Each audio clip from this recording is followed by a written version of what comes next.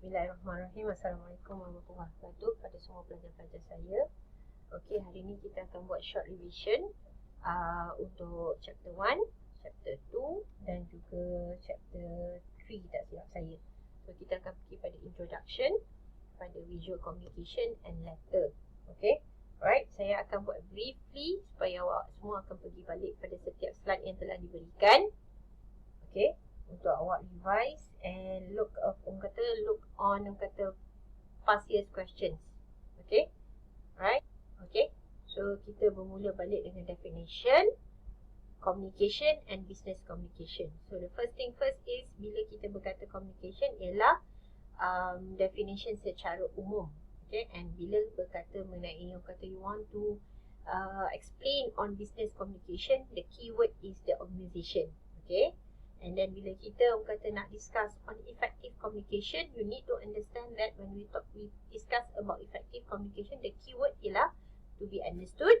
You need to stimulate the recipient and you need to affect the way the recipient thinks in order to get the meaning as whatever you want to let them know what exactly the meaning of the message. Okay, so effective communication also must lead all people together, right? And what kind of factors actually contribute to effective communication pun kena faham.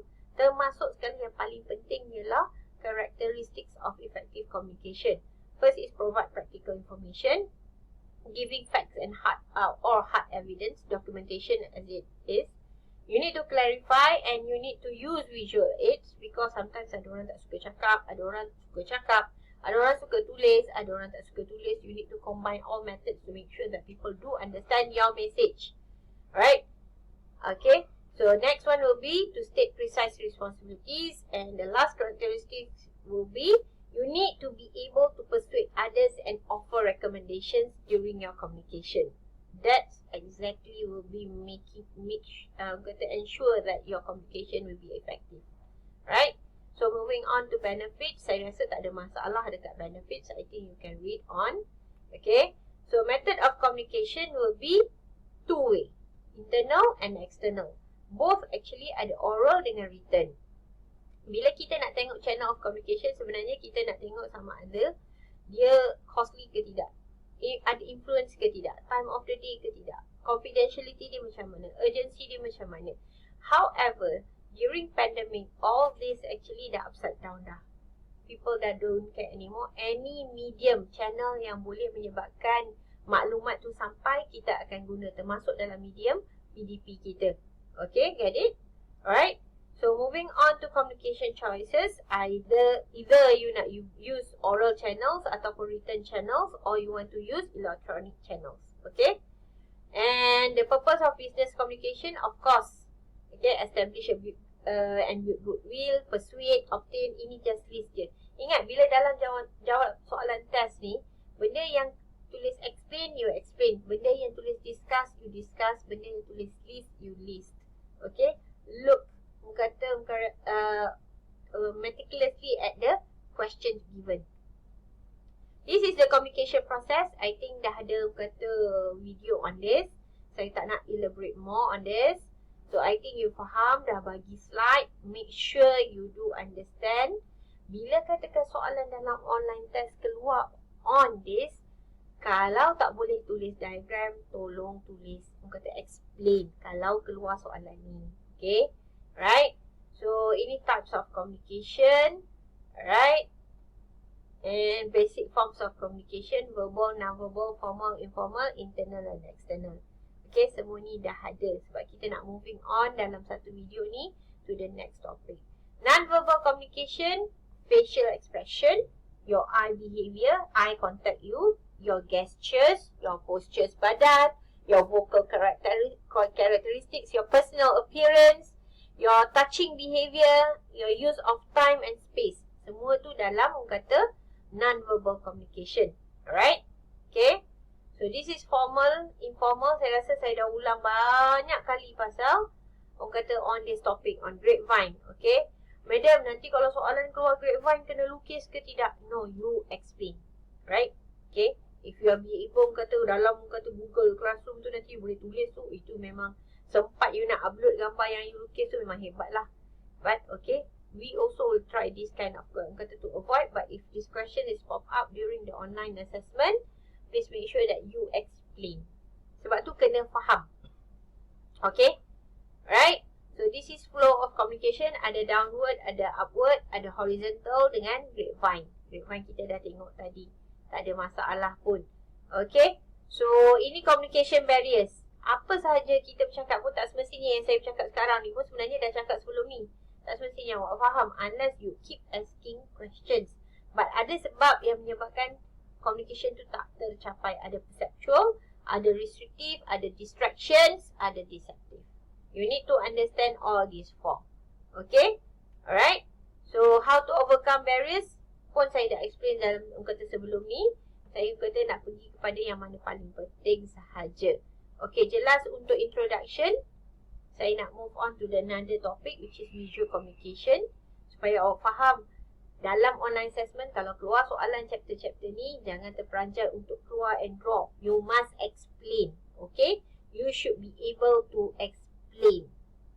Okay, so moving on to the second chapter for today. Visual communication, revision for the online assessment.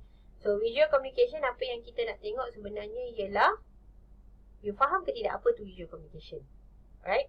So you need to know the definition. What is visual communication? Pictures, tables, charts, diagrams that can aid, that can help the senders, the one who actually want to give the message to the audience, to the receiver of an idea and the receiver's understanding. Alright? So power of visual. Kenapa kita kata power of visual ni penting? Right? Kenapa penting?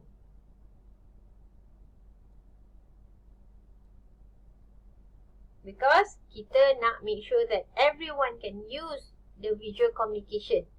Lagi during pandemic ni, cakap je tak penting, kata takkan membantu anda. You need to watch the video. You need to see this. Baru you akan faham. Visual communication can replace textual message. Yes.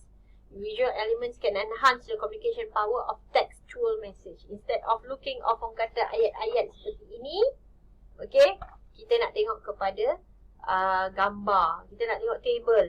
Visuals are an effective way to reach audience and then busy readers and can actually grasp the essence. Banyak kali saya cakap orang kata look, orang kata upon how actually Majlis Keselamatan Negara dalam Telegram orang kata menarik minat. Orang kata pembaca melalui kata the channel, right? So dia guna banyak statistik.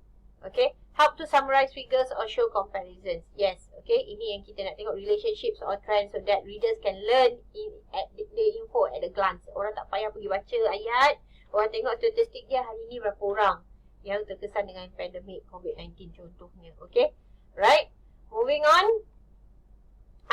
benefits of using visual. Okay, improve communication effectiveness, improve audience perceptions of presenter to improve the speaker's confidence. Of course, bila kita guna kata visual communication ni, kita sebenarnya tidak bergantung kepada ayat-ayat yang tertulis pada slide. Right? We need to make sure that the one who actually giving the information should be able to use both kata skills. Maknanya using visual communication dengan juga guna kata the speaking confidence. Right? So this one tak ada masalah. Okay, I'm moving on to kata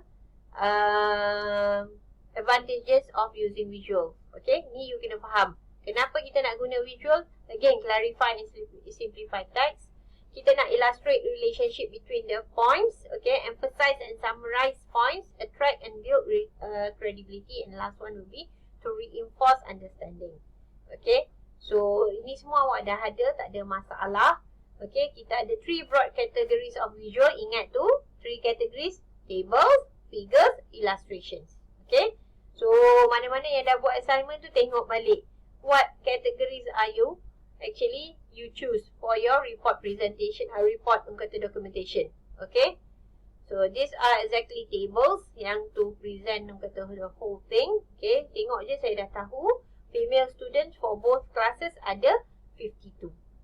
Okay, that's how exactly you want to read. At a glance, kita dah tahu total dia berapa. Okay, right? So, ini semua dah orang kata terangkan dalam kelas yang sebelum ni, tak ada masalah. Oh madam, nanti kita kena buat kata flowchart ke organizational chart. Of course tak ada. Okay. Kita pergi pada basic. Usually dah boleh agak. Tapi sebelum you nak jawab ni, you kena faham the whole idea of visual communication. Okay. Alright. So, yeah. So, you kena faham the principle lah. Memang ini you kena faham lah. Kalau keluar soalan, macam mana you nak explain between consistency, contrast, balance, emphasize, convention and simplicity. Alright. So, dalam consistency, apa yang nak ditengok? Apa yang nak dilihat? What exactly we are focusing on? Okay. Alright. And that's it. Itu sahaja untuk visual communication. So, last topic will be business communication, business letters. Okay. What is business letter? You kena faham. Recorded written statement of a request, order, a policy or anything else that relates to a business environment. So, kalau katakan tanya soalan mengenai kata letter ni, madam nak tulis ke? Tulislah. So, yang paling penting ialah you kena tahu format dia. Even though you tulis dalam Google Classroom pun you boleh tuliskan. Right? Yang penting you kena tahu letterhead ada. Kena ada atas tu nama company. Okay. Your reference, our reference, date, inside name and address, greeting and salutation, subject, line and heading and all the paragraph yang related. Okay, ni semua markah-markah yang patut awak tak hilang lah. Senang cerita, you should not lose your marks because of your format. Okay, right? So, ini semua dah ada dalam slide dan saya dah bagi. All this you need to know what kind of letter. So, kalau nak tengok soalan-soalan mengenai surat, tolong tengok soalan final exam. Okay? Alright? So, semua ni dah diberikan sebelum ni dan dah explain. So, should not be worried about that. Yang penting, this one. Okay?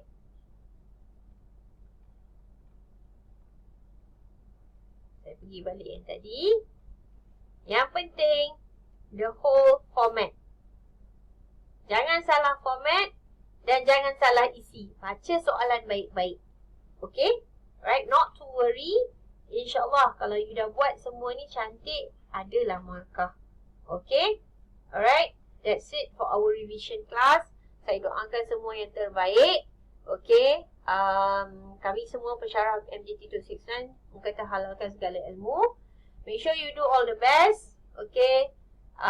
Strive to be the best. Jawab elok-elok. Akan ada arahan untuk sebelum kata online assessment dibuka. Make sure you follow the rules and regulations. And selamat menjawab peperiksaan nanti. Assalamualaikum warahmatullahi wabarakatuh.